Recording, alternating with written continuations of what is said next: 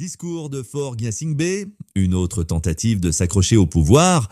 Mes chers compatriotes, alors que l'année 2025 commence, les Togolais se retrouvent une fois de plus avec un discours de fin d'année rempli de promesses et d'annonces spectaculaires.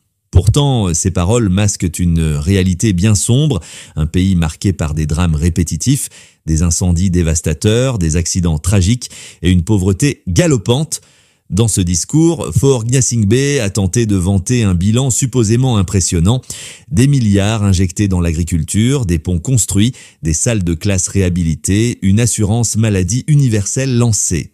Mais combien de Togolais ressentent réellement ces soi-disant avancées pendant que les discours promettent un avenir radieux? Les marchés brûlent, les routes restent dangereuses et l'accès à l'eau potable demeure un luxe.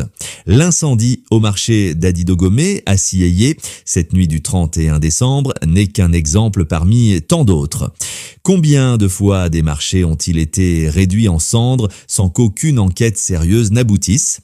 Pendant ce temps, les familles des victimes de ces tragédies n'ont droit qu'à des promesses sans lendemain et les infrastructures essentielles continuent de se détériorer. Depuis 20 ans, Faure Gnassingbé tient les rênes du pouvoir après les 38 ans de règne de son père. À quel moment cette dynastie acceptera-t-elle de céder la place à une alternance démocratique ? Les réformes annoncées pour 2025, dont la mise en place d'un Sénat, ne sont-elles qu'un nouveau subterfuge pour prolonger encore son mandat ?